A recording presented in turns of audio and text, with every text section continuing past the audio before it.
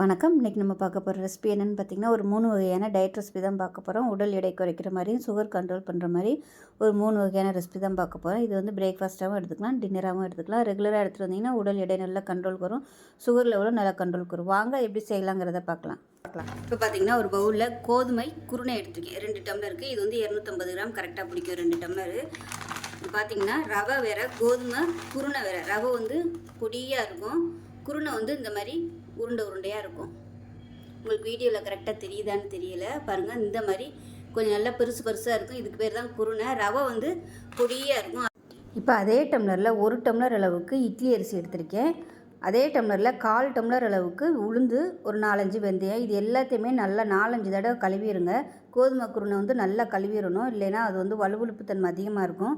எல்லாத்தையும் நல்லா 4-5 தடவை கழுவிட்டு ஒரு 3லேருந்து ஒரு 4 மணி நேரம் ஊற வச்சு எடுத்து வச்சுருக்கிறேன். இப்போ இது நல்லா ஒரு 4 மணி நேரம் ஊறினதுக்கப்புறமா கிரைண்டரில் போட்டு எல்லாத்தையுமே ஒன்றா போட்டுடலாம். நான் வீடியோக்காக தனித்தனியாக காமிச்சிருக்கேன். எல்லாத்தையும் ஒன்றாவே ஊற போட்டு நல்லா ஆட்டிட்டு பார்க்கலாம். இப்போ பாருங்கள், தோசை மாவும் நல்லா ஆட்டிட்டு நான் கிரைண்டர்லேயே போட்டு நல்லா ரொம்ப நேரம் ஓட விட்டுட்டேன். அந்த கிரைண்டர் சூட்டுக்கே வந்து நல்லா புளிக்க ஆரம்பிச்சிடும். இது வந்து ரொம்ப புளிக்க வைக்கணும்னு அவசியம் இல்லை. நம்ம நார்மலாக இட்லிக்கு புளிக்க வைக்கிற மாதிரி 7 மணி நேரம் 8 மணி நேரம் புளிக்க விடணும்னு அவசியம் இல்லை. குறைஞ்சது ஒரு 4 மணி நேரம் நீங்கள் புளிக்க விட்டிங்கனாலே போதும். இப்போ பாருங்கள், பார்த்திங்கனாலே தெரியும் அங்கங்கே பபிள்ஸ் வருது. இப்போ தான் நான் ஆட்டி ஒரு 2 செகண்ட் தான் ஆகுது, அந்த பபிள்ஸ்லாம் வருது பாருங்கள். இந்த மாதிரி பபிள்ஸ் வந்துச்சுன்னா தோசை வந்து நல்லா ஸ்பான்ச்சியாக சூப்பராக இருக்கும். டைமிங் பார்த்திங்கன்னா 6:30 மணி, ஒரு 7:30-8 மணி ஊற்றுறதுக்கு கரெக்டாக இருக்கும். இப்போ இது நல்லா கொஞ்சம் நேரம் புளிக்கட்டும். இப்போ இது புளிச்சதுக்கப்புறம் நம்ம எப்படி இருக்குன்னு பார்க்கலாம். ஃபஸ்ட்டு ஒரு பேன் எடுத்துக்கலாம். இதில் வந்து ஒரு 4 டேபிள் ஸ்பூன் அளவுக்கு எண்ணெய் விட்டுக்கலாம். கருவேப்பிலை வறுக்கணும், அதுக்கப்புறம் வெங்காயம் தக்காளிலாம் வதக்கணும். அதனால் கொஞ்சம் எண்ணெய் விட்டுக்கலாம். எண்ணெய் நல்லா சூடானதும் மெஷரிங் கப்பில் 1 கப் அளவுக்கு கழுவி காய வச்ச கருவேப்பிலை வச்சுக்கலாம்.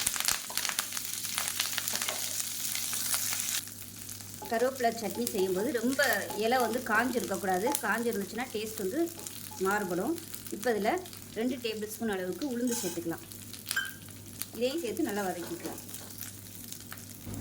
இப்போ இதில் 15 சின்ன வெங்காயம் சேர்த்துக்கலாம், 4 பல் பூண்டு சேர்த்துக்கலாம். அது கூடவே மீடியம் சைஸாக ஒரு பெரிய வெங்காயம் சேர்த்துக்கலாம். ஃபுல் அண்ட் ஃபுல் சின்ன வெங்காயம் சேர்க்குறனாலும் சேர்த்துக்கலாம், இல்லைன்னா நீங்கள் பெரிய வெங்காயம் சேர்க்குறனாலும் சேர்த்துக்கலாம். உங்களோட விருப்பம் தான். நான் வந்து 2 கலந்து சேர்த்துருக்கேன். இப்போ இதில் ஒரு 7 பச்சை மிளகாய் சேர்த்துக்கலாம். இப்போ இது கூடவே தேவையான அளவுக்கு உப்பு சேர்த்துக்கலாம். ஒரு 1/4 டேபிள் ஸ்பூன் அளவுக்கு கல் உப்பு சேர்த்துருக்கேன். இப்போ பாருங்கள், வெங்காயம் எல்லாம் ஓரளவுக்கு நல்லா வதங்க ஆரம்பிச்சிருச்சு. இதில் சும்மா ஒரு கைப்பிடி அளவுக்கு கொத்தமல்லி இலை சேர்த்துக்கலாம். மீடியம் சைஸாக 2 தக்காளி கட் பண்ணதை சேர்த்துக்கலாம். இதையும் சேர்த்து தக்காளி நல்லா மசிஞ்சு வர அளவுக்கு வதக்கி விட்டுக்கலாம். இப்போ இதில் சின்ன சுண்டைக்காய் சைஸுக்கு புளி சேர்த்துக்கலாம். இப்போ பாருங்கள், தக்காளி நல்லா வதங்கிடுச்சு. இப்போ இதில் ஒரு 3 டேபிள் ஸ்பூன் அளவுக்கு துருவன தேங்காய் சேர்த்துக்கலாம். இது வந்து ஆப்ஷனல் தான். தேங்காய் சேர்க்காமே இந்த சட்னி செய்யலாம், சேர்த்திங்கனாலும் நல்லாயிருக்கும். ரெண்டுமே ஒவ்வொரு டேஸ்ட்டு கொடுக்கும். இப்போ சூட்லேயே நல்லா பரட்டி விட்டுட்டு கேஸ் அமர்த்திடலாம். ஆற விட்டுட்டு நல்லா அரைச்சிட்டு பார்க்கலாம். இப்போ பாருங்கள், சட்னி நல்லா நைஸாக அரைச்சாச்சு. இது ஒரு பவுலுக்கு மாற்றிக்கலாம். இந்த சட்னி தண்ணியாகவும் வச்சுக்கலாம், கெட்டியாகவும் வச்சுக்கலாம். இப்போ மிக்சியை அலசிட்டு இந்த தண்ணியை வந்து சேர்த்துக்கிறேன். இப்போ எப்பயும் போல் தாளிச்சிக்கலாம். கடுகு, உளுந்து, கருவேப்பிலை, பெருங்காயம் போட்டு தாளிச்சிருக்கேன். அப்படியே அந்த சட்னியில் கொட்டிடலாம். இப்போ மாவு எப்படி இருக்குன்னு பார்க்கலாம். நல்லா ஒரு 1.5 மணி நேரம் ஊறிடுச்சு, அதாவது புளிச்சிருச்சு. நான் வந்து 6:30க்கு ஆட்டி வச்சேன். நல்லா இப்போ மணி பார்த்திங்கன்னா ஒரு 8 மணி ஆகுது. மாவு லைட்டாக அப்படியே பொங்கி வந்துருக்கு பாருங்க, லேசாக அப்படியே பொங்கி இருக்குது, எலும்பி வந்துருக்குது. இப்போ நம்ம வந்து தோசையாக ஊற்றிக்கலாம். கல் நல்லா சூடானதும் தண்ணி தெளித்து சூட்டை குறைச்சிருங்க. ஏன்னா கோதுமை மாவு வந்து திரண்டுக்கிட்டு வராது ஊற்றுறதுக்கு. நான் வந்து தண்ணியாகவே தான் கரைச்சி வச்சுருந்தேன், அதனால் நான் வந்து தண்ணி ஊற்றலை. விருப்பப்பட்டால் நீங்கள் தண்ணியாக கூட நீங்கள் கரைச்சி ஊற்றிக்கலாம். கொஞ்சம்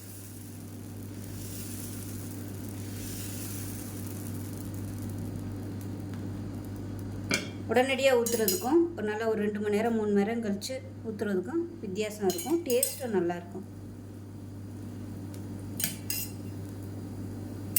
மீடியமான ஃப்ளேமில் வேகட்டும். இப்போ மேல்புறம் வந்து கொஞ்சம் வேகணும், அடியில் நல்லா வெந்துருச்சு. திருப்பி போட்டுக்கலாம். இப்போ அதை எடுத்துடலாம். நல்லா அருமையாக வந்துடுச்சு. இப்போ இதே மாதிரி இன்னொன்று ஊற்றிக்கலாம். ரெண்டாவது ஊற்றும்போது தண்ணி தெளிச்சுக்கலாம்.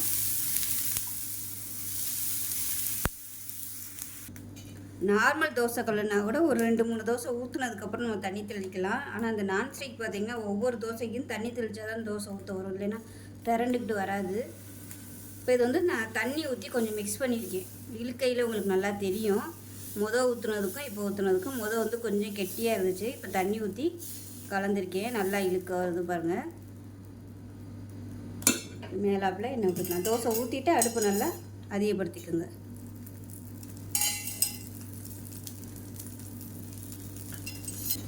இப்போ பாருங்கள் ஓரம்லாம் அதுவாகவே எடுத்துகிட்டு வருது பாருங்கள். இப்போ இதை வந்து திருவி போட்டுக்கலாம். வெறும் நம்ம வந்து கோதுமை குருணையை மட்டும் வச்சு தோசை ஊற்ற முடியாது, ஊற்றலாம். ஆனால் வலுவழுப்பு வந்து அதிகமாக இருக்கும். அதுக்காக தான் நம்ம அரிசி சேர்க்குறது. டயபெட்டிக்காக இருக்கிறவங்க இந்த அரிசி சேர்க்க வேணாம் அப்படின்னு நினச்சிங்கன்னா பழுப்பரிசி, சிவப்பரிசி, கவுனி அரிசி இந்த மாதிரி அரிசி கூட நீங்கள் சேர்த்துக்கலாம். அது சேர்த்திங்கன்னா கலர் வந்து கொஞ்சம் மாறுபடும், அவ்வளோதான். மட்டை அரிசி கூட நீங்கள் சேர்த்துக்கலாம். அதெல்லாம் வலுவழுப்பு வந்து அதிகமாக இருக்காது. இப்போ இதை எடுத்துடலாம். ஸோ நான்ஸ்டிக்குங்கிறதுனால அது அப்படியே ஓடுது. அவ்வளோதான், சூப்பராக இருக்குது பாருங்கள். நம்ம இன்ஸ்டண்ட்டாக தோசை ஊற்றினோம்னா கூட எண்ணெய் நிறைய ஊற்றுற மாதிரி வரும். இந்த மாதிரி நம்ம லைட்டாக புளிக்க வச்சு செய்யும்போது இந்த மாதிரி செய்கிறது தான் ஆரோக்கியமாக இருக்கும். டேஸ்ட்டும் நல்லாயிருக்கும். இப்போ பாருங்கள் தோசையும் சட்னியும் ரெடி ஆயிடுச்சு. ஸோ அருமையான ஒரு ரெசிபி. டயட்டில் இருக்கிறவங்களும் இந்த தோசை வந்து ட்ரை பண்ணலாம். டயாபெட்டிக்காக இருக்கிறவங்களுக்கு இந்த தோசை ஒரு அருமையான தோசை. டாக்டர்ஸே பார்த்திங்கன்னா கோதுமை குருணை வந்து அதிகமாக யூஸ் பண்ணலான்னு தான் சொல்கிறாங்க. நைட் நேரங்களில் கோதுமை குருணை வச்சு சாப்பிட்லாம் அப்படின்னு. அதே மாதிரி இதிலே வந்து உப்புமா செஞ்சு சாப்பிட்லாம். நான் அடுத்த வீடியோவில் அதை செஞ்சு காமிக்கிறேன். காலையிலையும் நைட்டுக்கும் இந்த மாதிரி குருணையை வச்சு நம்ம இப்போ நமக்கு கோதுமை குருணை தோசையும் கருவேப்பிலை சட்னி ரெடி ஆயிடுச்சு. டயாபெட்டிக்காக இருக்கிறவங்களுக்கு இந்த சட்னியும் இந்த தோசையும் ரொம்பவே நல்லது. சுகர் லெவல் நல்லா கண்ட்ரோல் பண்ணும். இதை வந்து ஒரு 2 நாளைக்கு தான் அந்த மாவு வச்சுக்க முடியும், ரொம்பலாம் வச்சுக்க முடியாது. அதனால் அப்பைக்கப்போ காலையில் யூஸ் பண்ணிங்கன்னா நைட்டுக்கும் ஊற்றிக்கலாம். அவ்வளோதான், ஒரு நாள் கூட நீங்கள் வச்சுக்கலாம். அதுக்கு மேலெலாம் வச்சுக்கிட்டிங்கன்னா உங்களுக்கு ரொம்ப புளிப்பு ஏறிடும். அதே போல் மாவு அரைக்கும் போது எடுத்ததுமே தண்ணி ஊற்றிடாதீங்க. ஏன்னா கோதுமையிலேருந்து அந்த பால் மாதிரி வரும். அப்போ வந்து அதுவே நீர்த்து வரும். நம்ம நிறைய தண்ணி ஊற்றிட்டோம்னா ரொம்ப தண்ணியாயிரும். அதனால் தண்ணி ஊற்றும் போது மட்டும் கொஞ்சம் கொஞ்சமாக பார்த்து ஊற்றிக்கோங்க. இதிலே வந்து இட்லியும் செய்யலாம். நான் வந்து இன்றைக்கி தோசை தான் செஞ்சுருக்கேன். இன்னொரு வீடியோவில் இட்லி வந்து செஞ்சு காமிக்கிறேன். ஸோ இந்த வீடியோ பிடிச்சிச்சுன்னா லைக் பண்ணுங்கள், கமெண்ட் பண்ணுங்கள், சேனலை சப்ஸ்கிரைப் பண்ணுங்கள், பக்கத்தில் உள்ள பெல் பட்டனையும் ப்ரெஸ் பண்ணுங்கள். நன்றி. பார்க்கலாம். இப்போ இதில் பார்த்திங்கன்னா 1 கப் அளவுக்கு, அதாவது 1 டம்ளர், நம்ம சாதாரணமாக டீ குடிப்போம் இல்லையா, 100 ml டம்ளரு, அந்த டம்ளரில் 1 டம்ளருக்கு கொள்ளு எடுத்திருக்கேன். நீங்கள் மெஷரிங் பண்ணுறது எதில் வேணாலும் அளந்துக்குங்க. ஆனால் எல்லாமே அளக்கிறது ஒரே அளவாக அளந்துக்குங்க. 1 டம்ளருக்கு கொள்ளு ஊற வச்சுருக்கேன். அதே மாதிரி 1 டம்ளருக்கு பச்சரிசி. இது வந்து இட்லி பச்சரிசியோ இல்லை சாப்பாட்டு பச்சரிசி எதுனாலும் எடுத்துக்கோங்க. அது வந்து 1 டம்ளர் எடுத்திருக்கேன். அதே அளவுக்கு 1 டம்ளருக்கு சாதாரண இட்லி புழுங்கல் அரிசி எடுத்துக்கோங்க. நான் வந்து இட்லி புழுங்கல் அரிசிக்கு பதிலாக ரத்தசாலி அரிசி, அதாவது பாரம்பரிய ரத்தசாலி அரிசி எடுத்திருக்கேன். உங்கள்கிட்ட இது வந்து கிடைக்கல அப்படின்னு நினச்சிங்கன்னா சாதாரண புழுங்கல் அரிசி சேர்த்துக்கோங்க. இது வந்து ஆப்ஷனல் தான். நான் வீட்டில் வச்சுருந்ததுனால அதை வந்து சேர்த்துருக்கேன். புழுங்கல் அரிசி சேர்க்குறது பதிலாக நான் இது சேர்த்துருக்கேன்.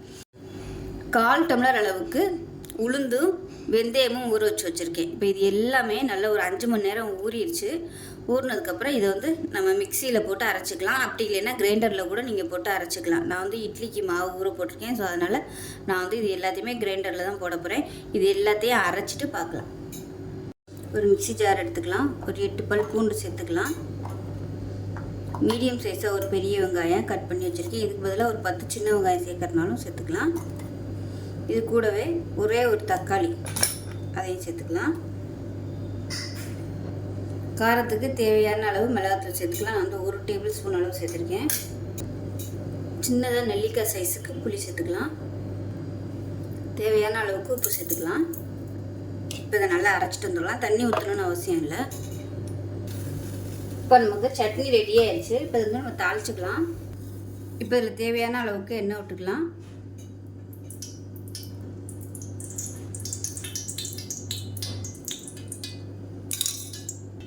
கடுகு 1 டீஸ்பூன் சேர்த்துக்கலாம். அது கூடவே கருவேப்பிலை சேர்த்துக்கலாம். இதில் 1/4 டீஸ்பூன் போல் பெருங்காயம் சேர்த்துக்கலாம். இப்போ நம்ம அரைச்சி வச்சுருக்க அந்த சட்னி வந்து இதில் சேர்த்துக்கலாம்.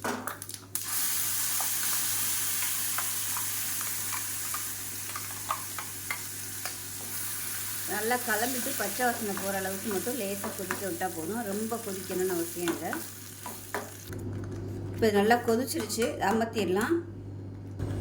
இப்போ பாருங்கள், மாவு வந்து ஆட்டி நல்லா கரைச்சி ஒரு 6 மணி நேரம் அப்படியே புளிக்க விட்டேன். உப்பு போட்டு கரைச்சிட்டு இப்போ பாருங்கள் நல்லா அப்படியே புளிச்சு வந்துடுச்சு. பார்க்கையிலே தெரியும், நல்லா அப்படியே பபிள்ஸாக இருக்குது பாருங்கள். இப்போ அது வந்து தேவையான அளவுக்கு மட்டும் நம்ம ஒரு கிண்ணத்தில் எடுத்துக்கலாம். இதில் வந்து இனிப்பு பண்ணலாம். அடுத்த வீடியோவில் இனிப்பு நான் ரெசிபி போடுறேன். இப்போ வந்து நம்ம நார்மலாக ஊற்றுற காரப்பணியாரம் தான் செய்ய போகிறோம். இப்போ இதில் கொஞ்சமாக தேவையான அளவுக்கு மட்டும் எடுத்துருக்கேன். மாவு வந்து நல்லா கெட்டியாகவே கரைச்சிட்டேன். ஏன்னா இனிப்பு செய்கிறதுனால கெட்டியாக கரைச்சோம்னா தான் நம்ம பாவு ஊற்றும் போது கரெக்டாக இருக்கும். தண்ணியாக கரைச்சோம்னா ரொம்ப அப்படியே தண்ணியாக போயிடும். இப்போ இதில் வந்து தேவையான அளவுக்கு தண்ணி சேர்த்துக்கலாம். நான் இன்றைக்கி ப்ளெயினாக தான் ஊற்றுறேன். இதில் வேணும்னா நீங்கள் கடுகு, உளுந்து, சீரகம், வெங்காயம், கொத்தமல்லி, ஒரு சின்னதாக கேரட் ஒன்று துருவி போட்டு நல்லா வதக்கி விட்டு இதில் கொட்டி பணியாரமாக ஊற்றுறதுனால ஊற்றிக்கலாம். பச்சை மிளகாலாம் போட்டு நான் வந்து இன்றைக்கி ப்ளெயினாக தான் ஊற்றுறேன். இப்போ பணியாரங்கள் நல்லா காஞ்சிடுச்சு. எல்லா குழியிலையும் கொஞ்சம் கொஞ்சமாக எண்ணெய் விட்டுக்கலாம்.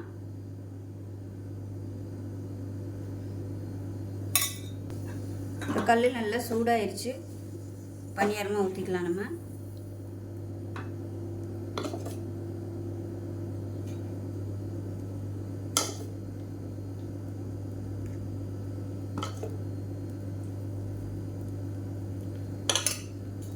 இதை மூடி வச்சிடலாம்.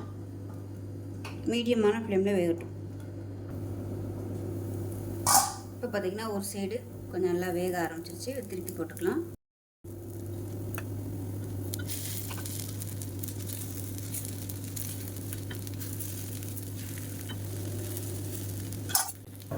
இப்போ நமக்கு பணியாரம் நல்லா 2 சைடு வெந்துருச்சு, எடுத்துடலாம்.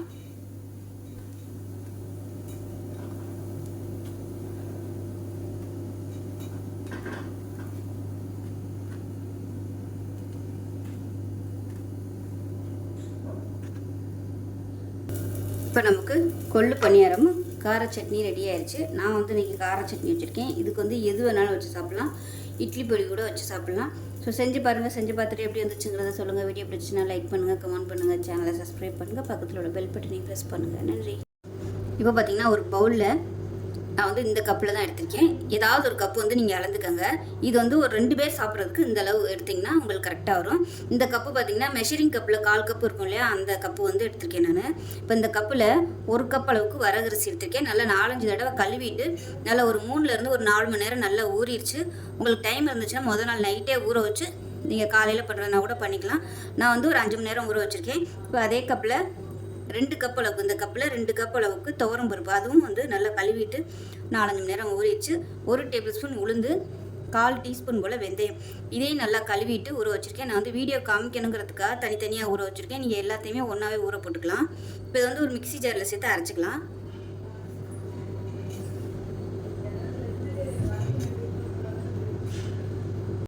இப்போ இதை ஒரு மிக்ஸி ஜாரில் சேர்த்துட்டேன். இப்போ இதில் வந்து காரத்துக்கு தேவையான அளவு வரமிளகா சேர்த்துக்கலாம். நான் வந்து ஒரு 2 வரமிளகா மட்டும் சேர்த்துருக்கேன். ஒன்று வந்து சின்னதாக தான் இருக்குது, கம்மியாக தான் நான் சேர்த்துருக்கேன். காரம் உங்களுக்கு எவ்வளோ தேவையோ அதுக்கு தகுந்த மாதிரி சேர்த்துக்கோங்க.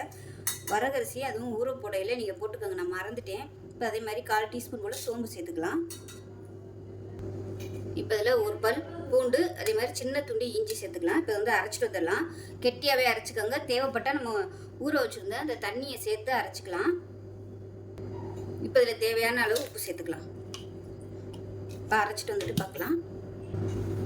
இப்போ பாருங்கள் நல்லா அரைச்சாச்சு, நைஸாக அரைச்சிட்டேன். இப்போ ஒரு பவுலில் சேர்த்துக்கலாம். இப்போ மிக்ஸி அலசிட்டு கொஞ்சமாக மட்டும் தண்ணி சேர்த்துக்கிறேன். இப்போ வந்து நல்லா கலந்து விட்டுட்டு இது வந்து ஒரு 2 மணி நேரம் புளிக்கட்டும். உடனே ஊற்றுறதுனால நீங்கள் ஊற்றிக்கலாம். கொஞ்சம் லைட்டாக புளிக்க விட்டுட்டு ஊற்றுனீங்கன்னா டேஸ்ட்டும் நல்லாயிருக்கும். நல்லா பபுள்ஸ் நிறையா வரும் தோசை ஊற்றையில்.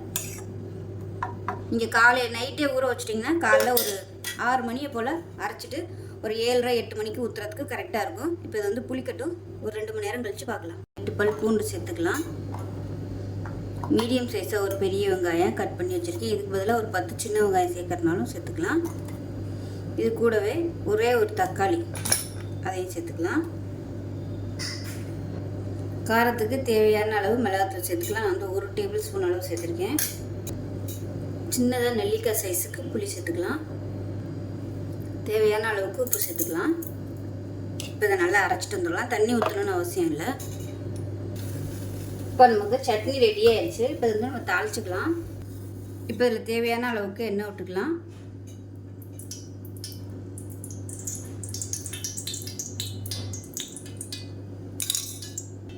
கடுகு ஒரு டீஸ்பூன் சேர்த்துக்கலாம். அது கூடவே கருவேப்பிலை சேர்த்துக்கலாம். இதில் 1/4 டீஸ்பூன் போல் பெருங்காயம் சேர்த்துக்கலாம். இப்போ நம்ம அரைச்சி வச்சுருக்க அந்த சட்னி வந்து இதில் சேர்த்துக்கலாம்.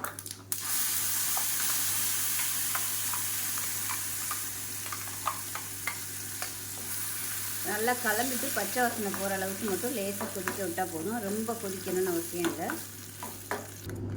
இப்போ நல்லா கொதிச்சிருச்சு, அமர்த்திடலாம். இப்போ பாருங்கள், நல்லா ஒரு 2லேருந்து ஒரு 3 மணி நேரம் நல்லா விட்டாச்சு. லைட்டாக அந்த பபிள்ஸ்லாம் வர ஆரம்பிச்சிருச்சு. இப்போ நம்ம தோசைக்கல்ல காய வச்சு தோசையாக ஊற்றிக்கலாம். இதில் விருப்பம் இருந்தால் நீங்கள் பொடியாக நறுக்கின வெங்காயம், பொடியாக நறுக்கின கருவேப்பிலை, கொத்தமல்லி இதெல்லாம் கூட நீங்கள் சேர்த்துக்கலாம். நான் வந்து இன்றைக்கி ப்ளைனாக தான் ஊற்றுறேன். இப்போ கல் நல்லா காஞ்சிருச்சு. இப்போ தோசையாக ஊற்றிக்கலாம். நல்லா மெல்லிசாக தோசை ஊற்றுறதுக்கு சூப்பராக வரும். கல் வந்து ரொம்ப காய விட்டுறாதீங்க, இல்லைன்னா திரண்டுக்கிட்டு தோசை ஊற்ற வராது. அதனால் மீடியமான சூடு இருக்கையிலே தோசை ஊற்ற ஆரம்பிச்சிருங்க. ஸோ இது வந்து மிச்சம் இருந்துச்சுன்னா காலைக்கு நான் ஊற்றிக்கிடுவேன். அதனால நான் வந்து வெங்காயம்லாம் நறுக்கி போடலை. வெங்காயம்லாம் நறுக்கி போட்டு மிச்சம் ஃப்ரிட்ஜில் வச்சோம்னா கெட்டு போயிடும். அதனால நான் போடலை. நீங்கள் விருப்பப்பட்டால் வெங்காயம், தக்காளி இதெல்லாம் கூட நல்லா பொடியாக கட் பண்ணி, கேரட்லாம் கூட நீங்கள் வேணும்னா அதில் போட்டுக்கலாம். டயட்டில் இருக்கிறவங்களுக்கு இந்த தோசை நல்லா ஹெல்ப்ஃபுல்லாக இருக்கும். ஏன்னா இதில் வந்து நம்ம அரிசி சேர்க்கல. அதே மாதிரி சுகர் பேஷண்ட்டாக இருக்கிறவங்களுக்கு இது வந்து ஒரு அருமையான தோசைன்னு சொல்லலாம். இது வந்து ரெகுலராக எடுத்துகிட்டு வந்தீங்கன்னா சுகர் லெவல் நல்லாவே கண்ட்ரோலில் இருக்கும். இதோட மாத்திரையும் நீங்கள் எடுத்துகிட்டு வரும்போது சுகர் வந்து நார்மலாக தான் இருக்கும், ஹையில் வந்து ஏறாது. இது வந்து லோ கிளைசமிக் ஃபுட்டு தான். அதனால் தாராளமாக நீங்கள் எடுத்துக்கலாம். இது வந்து ஒரு 2 தோசை சாப்பிடலாம். இது நிறையவும் சாப்பிட முடியாது. அதனால் 2 சாப்பிட்டிங்கனாலும் உங்களுக்கு வந்து நல்ல ஹெல்த்தியாகவும் இருக்கும். சுகர் லெவலும் அதிகமாக ஏறாது. காலையிலே நைட்டுக்கும் கூட எடுத்துக்கலாம். இது வந்து நைட்டுக்கு எடுக்கிற மாதிரி இருந்துச்சுன்னா ஒரு 6:30-7 மணியை போல் நீங்கள் வந்து டின்னரை முடிச்சிடணும். அப்போ தான் உங்களுக்கு கரெக்டாக வரும். 8 மணி 9 மணிக்கு மேலே இது சாப்பிட்டிங்கன்னா உங்களுக்கு செரிமானமாக லேட்டாகும். ஒரு 6:30-7 மணியை போல் சாப்பிட்டிங்கன்னா உங்களுக்கு அடுத்த 2 மணி நேரத்தில் சுகர் லெவல் வந்து நார்மல் ஆயிரும். ரொம்ப ஹையில் வந்து போகாது. இதை சாப்பிட்டுட்டு உடனே மாத்திரை சாப்பிட்டிங்கன்னா உங்களுக்கு சுகர் வந்து 2 மணி நேரத்தில் படுக்க போகிறதுக்குள்ள சுகர் வந்து நார்மலுக்கு வந்துடும். வீட்டில் வந்து சுகர் பார்க்குற அந்த கிட்டு வச்சுருந்திங்கன்னா இதை சாப்பிட்டுட்டு மாத்திரையும் போட்டு நீங்கள் செக் பண்ணி பாருங்கள். கண்டிப்பாக சுகர் லெவல் வந்து நார்மலில் தான் காமிக்கும், ஹையில் காமிக்காது. இப்போ இதை வந்து திருப்பி போட்டுக்கலாம்.